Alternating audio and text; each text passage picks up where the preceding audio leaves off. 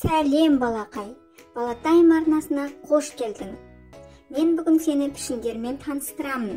Қайталап, есіңде сақтауды ұмытпа. Видеоның соңында саған тосын сый дайындадым. Дөңгелек. Балақай, қарашы, мына доп та, дөңгелек те, күн де маған ұқсайды екен.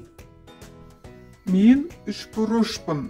Балақай, қарашы, мына пиццаның тілімі, қалпақ, сызғыш маған ұқсайтын сияқты. Мен шаршымын.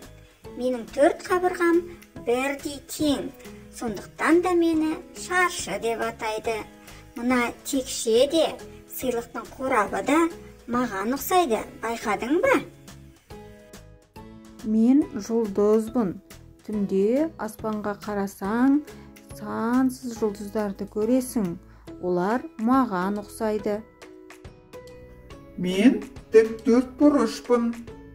Шкафты да, есікті де, сүттің қорабында, теледидарды да маған ұқсатып жасапты. Мен жүрекпін. Қарашы, Пеппаның шары маған ұқсайды екен. Кішкентай досым, пішіндерді есіңде сақтадың ба? Енді қайталап, осы пішіндерден аппликация құрастырайық. Балақай, аққала қандай пішіндерден жасалған?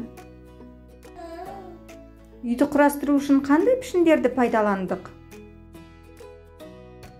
Балақай, бұл балапан. Балапан қандай пішіндерден жасалған? Саған бүгінгі сабақ қызық болды деп ойлаймын. Менің арнама тіркеліп, лайк басып, комментарий қалдыруды ұмытпа. Сау бол!